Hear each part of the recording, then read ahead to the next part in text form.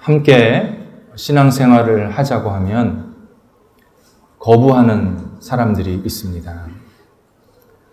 보통은 두 종류로 나뉘어집니다.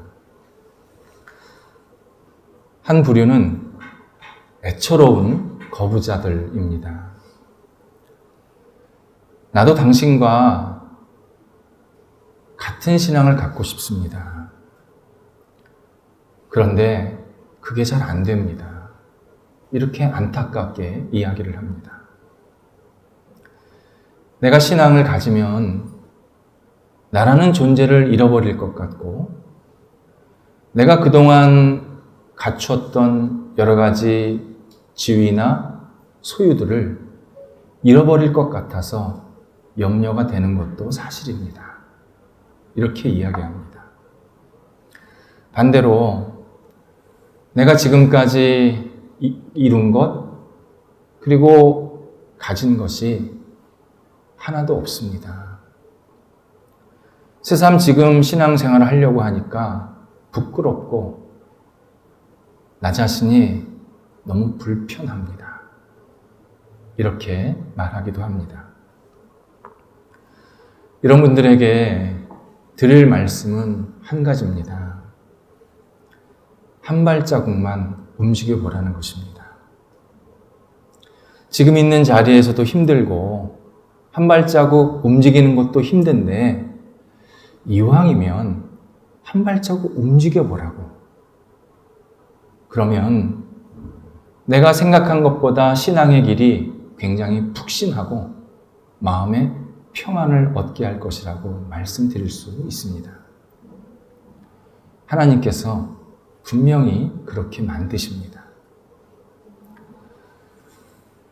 이렇게 이야기를 자신 있게 할 수 있는 근거는 먼저 믿은 사람들이 이런 경험을 다 했기 때문입니다. 진실한 신앙을 갖기 시작하면 내 자신이 누구인지를 정확히 알게 됩니다. 그리고 나의 조건과 관계없이 나를 사랑하시는 하나님을 발견하게 됩니다. 그래서 내가 너무 소중하고 나에 대해서 자긍심을 갖게 됩니다.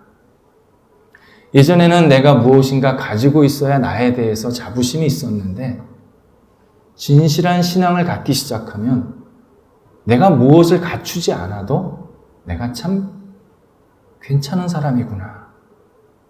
이렇게 깨닫게 됩니다. 진실한 신앙을 갖기 시작하면 믿음과 이성이 서로 모순되지 않는다라는 것을 깨닫습니다. 뿐만 아니라 분명한 믿음과 건전한 이성이 어우러져서 나의 신앙을 더욱 돈독하게 만드는 것도 경험하게 됩니다. 또 하나의 부류가 있습니다. 고집스러운 거부자들입니다. 이들은 자신이 의도적으로 마음 먹고 신앙을 거부합니다. 몇 가지 이유가 있습니다. 먼저 자신의 성향 때문에 이렇습니다. 의도적인 거부자들은 우울질적이고 또는 부정적인 성향이 굉장히 강합니다. 사람마다 어려움이 다 있습니다. 그런데 부정적인 성향이 있는 사람은 자기가 어려움을 한번 닥치면 낭떠러지로 계속 자기를 밀어버립니다. 내가 어려운 일이 하나라 그러면 낙심은 10개로 만듭니다. 그러면서 자기에게 오는 좋은 소식, 자기에게 전해준 좋은 소식을 잘 받아들이질 못합니다. 왜 나에게 이런 소식이 들리지? 나는 좋은 소식, 좋은 일이 생기면 안 되는 사람인데? 이렇게 스스로 생각을 합니다. 옆에서 보면 되게 이상합니다. 왜 저렇게 살지? 근데 그 사람은 그렇게 사는 게 되게 편합니다. 성경에 의하면 이런 모습은 타락한 인간의 잘못된 본성입니다. 인간이 죄를 범한 이후부터 사람은 자기 자신의 성향에 묶여가지고 자포자기하는 모습을 갖고 살게 되었습니다. 나는 원래 이런 사람이야. 아니, 내 성격이 뭐 이런 걸 어떻게 해. 이러면서 자기 스스로를 계속 더 이상 개선시키지 못하고 주저앉는 그러한 모습을 갖게 됩니다. 해결 방안은 하나밖에 없습니다. 예수 그리스도를 의지해야 나의 부정적인 성향에 밝은 빛이 비쳐서 다시 바른 길을 가게 됩니다. 내가 심리치료도 받아보고 약물도 먹어보지만 절대 이 부정적인 성향은 고쳐지질 않습니다. 오직 예수 그리스도, 진정한 빛이시고 나를 살리시는 그 예수 그리스도를 의지해야 나에게 새로운 삶의 용기가 생기고 새로운 삶이 시작이 됩니다. 그것이 유일한 개선의 방법입니다.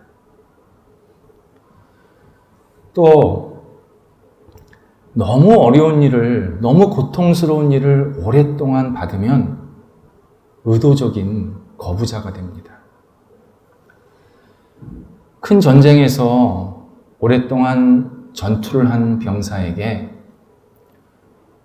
우리 편이 전쟁에서 이겼습니다. 누가 말해주면 한동안 아무런 감흥도 없고 기뻐하지를 못합니다. 이유는 너무 오랫동안 지속적으로 압박과 긴장 속에 살았기 때문입니다. 몸은 살아있는데 마음과 정신이 다 죽은 겁니다. 자기에게 들어오는 기쁜 소식에 대해서 자기가 반응을 할 수가 없습니다. 그래서 이런 분들은 예수를 믿자고 얘기를 하면 제게 그런 얘기 하지 마세요. 신앙은 제게 사치입니다. 제가 매일매일 얼마나 괴로운지 모릅니다. 얼마나 고통스럽게 사는지 모릅니다. 이렇게 계속 항변을 합니다. 생각을 좀 바꿔야 합니다. 예수님께서 바로 우리의 이러한 어려움과 고통 때문에 십자가를 지셨습니다.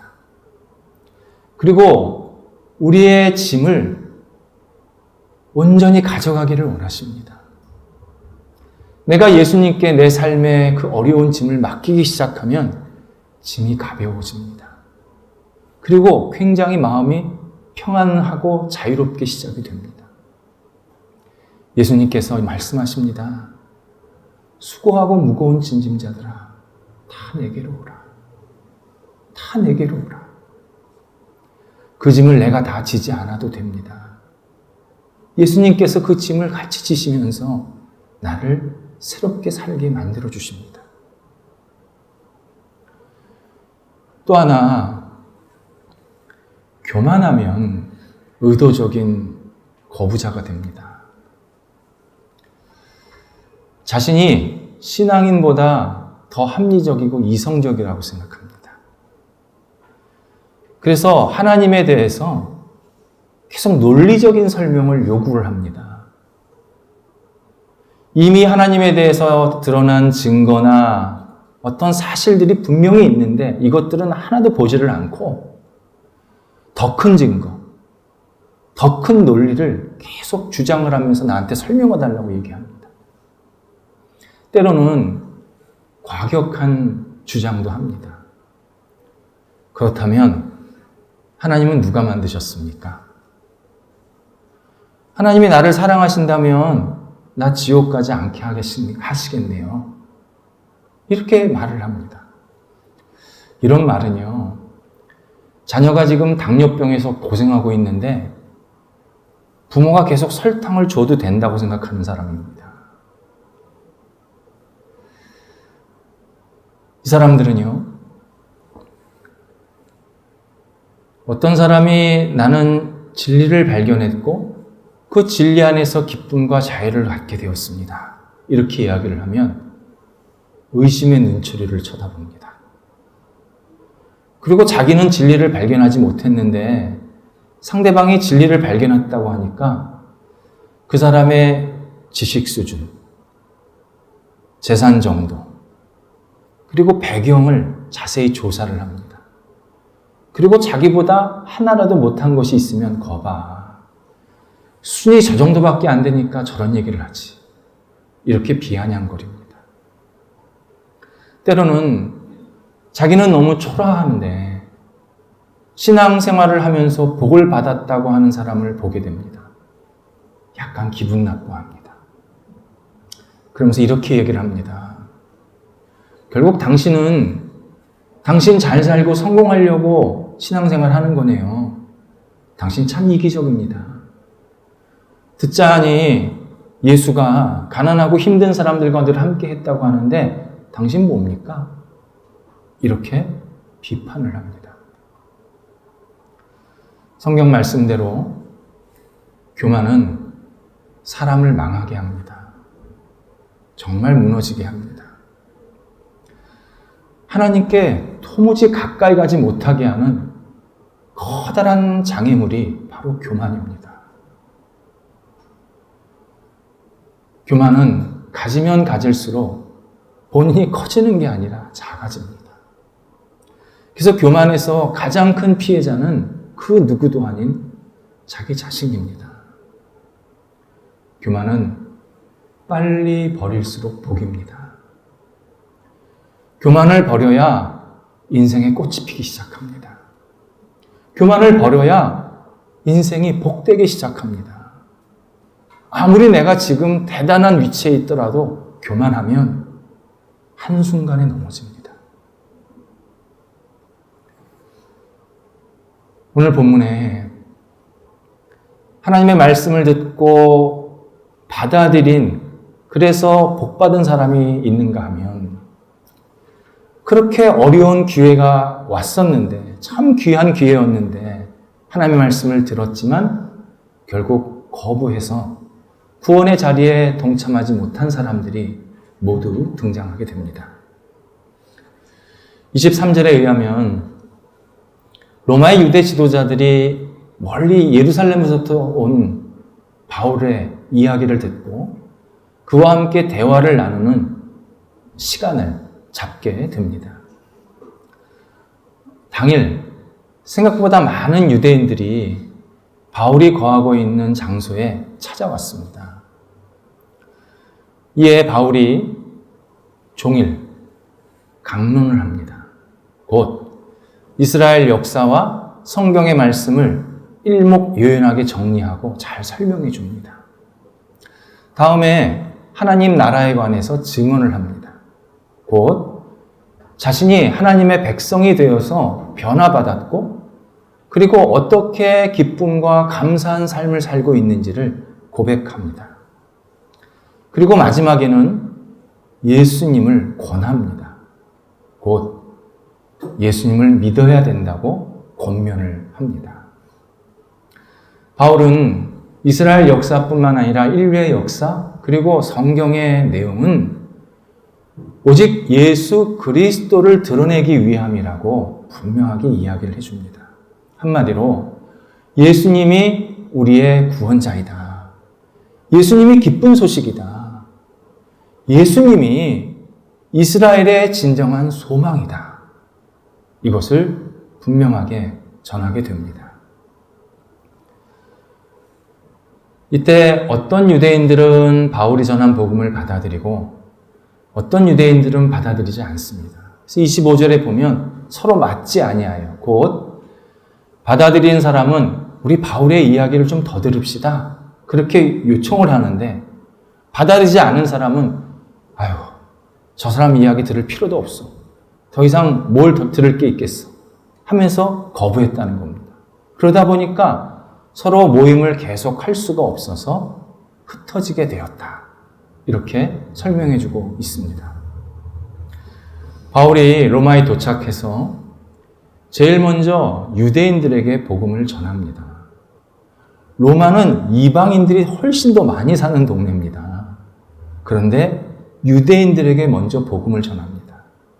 이것은 유대인들이 하나님의 구원에 소외가 되지 않게 하기 위함이었습니다. 동시에 바울은 자신이 유대인들에게 복음을 전한다고 모든 유대인들이 복음을 다 받아들이지 않을 것이라는 것을 너무 잘 알았습니다. 그럼에도 불구하고 꿋꿋하게 복음을 전합니다. 모든 사람이 하나님의 구원을 받지 못한다. 이 말씀은 하나님께서 우리들에게 오래전부터 하신 이야기입니다. 오늘 본문에도 인용이 되어 있지만 구약성경 이사야 6장에서 하나님께서 선지자 이사야에게 너는 이스라엘 백성에게 가서 나의 말을, 나의 뜻을 전하라고 보내십니다. 그러시면서 네가 열심히 내 말을 전할지라도 이스라엘 백성들의 귀와 눈을 내가 닫았기 때문에 그들이 듣거나 깨닫지 못할 것이다. 이렇게 말씀합니다. 이것은 이사야의 사역이 처음서부터 무모한 임무였다는 겁니다. 하나님께서 눈과 귀를 닫으시고 이사야에게 말씀을 전하라고 하신 것은 이사야 입장에서는 굉장히 무의미한 행동이었습니다. 그래서 우리가 왜 하나님은 이스라엘 백성들의 눈과 귀를 닫으시고 이사야를 보내서 그들에게 말씀을 전하라고 하실까 의아하게 생각할 수가 있습니다. 이것을 이해하기 위해서는 먼저 순서를 좀 정돈을 해야 합니다. 하나님은 이사야를 보내시기 전에 한참 오래 전부터 여러 선지자들을 이스라엘 백성들에게 보내셨습니다. 그리고 당신의 말씀, 당신의 뜻을 분명하게 전했습니다. 그때 이스라엘 백성들이 한결같이 하나님의 말씀을 거부했습니다. 때로는 선지자들을 때렸습니다. 못살개구로 했고 핍박을 했습니다. 어느 순간 하나님께서 이스라엘 백성들의 눈과 귀를 닫으십니다. 그리고 듣지 않게 하십니다. 못하게 하십니다. 하나님의 말씀이 들리지를 않게 하십니다. 이것이 하나님의 말씀을 계속 반복적으로 거부하는 사람을 대하는 하나님의 방법입니다. 그래서 하나님의 말씀을 계속 반복적으로 거부하면 나중에 하나님의 말씀이 들리지가 않습니다. 하나님이 말씀하시지 않는 게 아니라 하나님의 말씀이 들리지가 않습니다. 굉장한 경고십니다. 하지만 하나님께서 이사야에게 이런 상황이지만 너는 이스라엘 백성에 가서 복음을 전하라고 보내십니다. 그리고 그 이유가 이사야 6장 13절에 나옵니다. 모든 나무가 다 베일지라도 거룩한 씨앗인 구루터기는 남아있을 것이다. 이런 뜻입니다. 많은 유대인들이, 많은 이스라엘 백성들이 내 말을 거부할지라도 한 사람이라도 내 말을 들을 사람이 있을 것이다. 이것은 이사야가 말씀을 전했을 때 한 사람이라도 말씀을 듣고 돌이킨다면 이사야의 임무는 대성공이라는 뜻입니다. 바로 바울이 이 하나님의 약속을 믿고 유대인들에게 복음을 전한 것입니다. 자기가 전한 복음을 유대인 중에 한 사람이라도 듣고 예수 그리스도를 믿게 된다면 대성공이다. 나에게는 큰 기쁨이다. 정말 천하보다 귀한 한 영혼을 얻은 것이다. 그런 마음에 기대감을 갖고 복음을 전하게 된 것입니다. 그래서 복음을 전했을 때 또는 하나님의 말씀을 들었을 때 하나님의 말씀에 반응하든지 반응하지 않든지 둘 중 하나입니다. 중간은 없습니다. 그리고 하나님의 말씀을 반응하지 못하는 것을 반복을 하다 보면 나중에는 하나님 말씀이 들리지가 않습니다. 심각한 하나님의 경고입니다. 반면 하나님의 말씀을 반응하면 그 사람이 어떤 상황에 있든지 새롭게 시작이 되고 복을 받는 사람이 됩니다. 그런데 하나님의 말씀을 듣고서 신앙생활을 좀 하다가 시간이 좀 지나서 신앙의 자리를 떠나는 사람들이 있습니다. 그것은 첫 단추를 잘못 끼웠기 때문입니다. 제가 외국에서 해결해야 할 문제가 있어서 지인으로부터 사람 하나를 소개받게 되었습니다. 제가 소개받은 사람은 큰 회사의 부사장이었습니다. 그분과 전화통화를 몇 번 하고 직접 만나기로 약속을 했습니다. 근데 아직 지리가, 그 현지 지리가 제가 다 익숙하지가 않아서 사람들이 많이 지나다니는 공용 공간에서 만나기로 했습니다. 약속 시간이 좀 지났는데도 그 사람이 나타나질 않는 겁니다. 전화를 했습니다. 그랬더니 제 주변에 서 있습니다. 그 사람은 제가 목회자라고 하니까 적당한 키에 살도 좀 있고 두꺼운 태에 안경을 끼고 있다고 생각했답니다. 제가 안경을 끼고는 있었는데 얇은 태였거든요. 근데 두꺼운 태, 이 전형적인 목회자 스타일의 그런 모습을 가지고 있을 것이다 생각했다는 겁니다. 저는 그분이 점잖은 옷을 입고 전형적인 비즈니스 차림새를 하고 있다고 생각을 했습니다. 그런데 화려한 색깔의 티셔츠에 딱 달라붙는 청바지, 거기에 선글라스를 끼고 있는 겁니다. 그러니까 서로 전제가 다르니까 옆에 서 있으면서도 몰랐던 겁니다.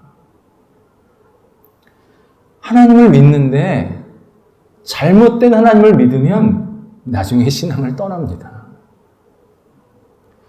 내가 하나님을 믿으려고 할 때 성경의 하나님, 나에게 말씀하시는 하나님을 믿고 의지해야 하는데 내가 그림으로 그린 그림 속의 하나님을 내가 믿습니다. 그림 속의 하나님을 믿으면 믿음의 초점이 흐려집니다. 그리고 왔다 갔다 하는 신앙이 됩니다.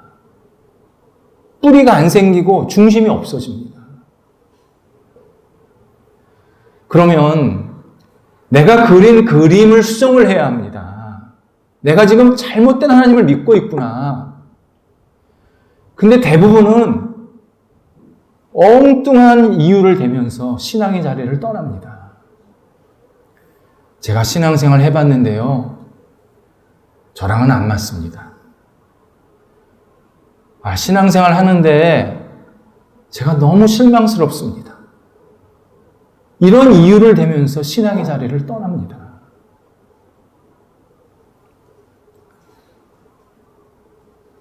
신앙생활 한다는 것은 하나님을 하나님 되게 하는 겁니다. 내가 하나님을 바꾸려고 하는 게 아니라 하나님이 내 인생의 주인이심을 고백하며 나를 드리는 게 신앙생활입니다. 내가 이렇게 했으니까 하나님 이렇게 해주세요가 아니라 하나님께서 나를 변화시키도록 내 인생 전체를 과감히 내려놓는 것이 신앙생활입니다. 그래서 잘못된 하나님을 믿게 되면 사도들이 목숨을 걸고 우리들에게 전해준 최고의 신앙 고백을 방금 전에 외워놓고 밖에 나가면 불신자보다 더 불신앙적인 모습으로 삽니다. 하나님이 없는 사람처럼, 하나님이 나와 관계없는 사람처럼, 하나님이 나를 무관심한 것으로 대하는 것처럼 그렇게 살아갑니다. 진짜 하나님을 믿는 것은 이론이 아니라 실천에서 나타납니다. 성공이 아니라 실패에서 드러납니다. 교회가 아니라 일상생활 속에서 표출이 됩니다. 우리는 진짜 신앙과 가짜 신앙이 구별될 수밖에 없는 시대에 살고 있습니다. 많은 사람들이 교회에 나온다고, 많은 사람들이 신앙생활을 한다고 진짜 아닙니다. 앞으로 진짜 신앙과 가짜 신앙은 더 분명하게 구별될 겁니다. 이때 하나님께서 내 삶 그리고 내 성품 속에 온전히 임하셔서 하나님의 성품이, 하나님의 본성이 드러나도록 복음으로 나를 다듬게 하셔야 합니다. 복음은 내가 하고 싶은 일이 아닙니다. 하나님이 하신 일입니다. 내 필요를 채우는 일이 아닙니다. 예수님의 은혜에 관한 내용입니다. 내가 세상을 바꾸겠다고 하는 일이 아닙니다. 바뀌어져야 할 나, 그리고 그를 가능케 하시는 성령과 성령님의 능력에 관한 일입니다. 이 복음으로 우리가 매일매일 다듬어져야 합니다.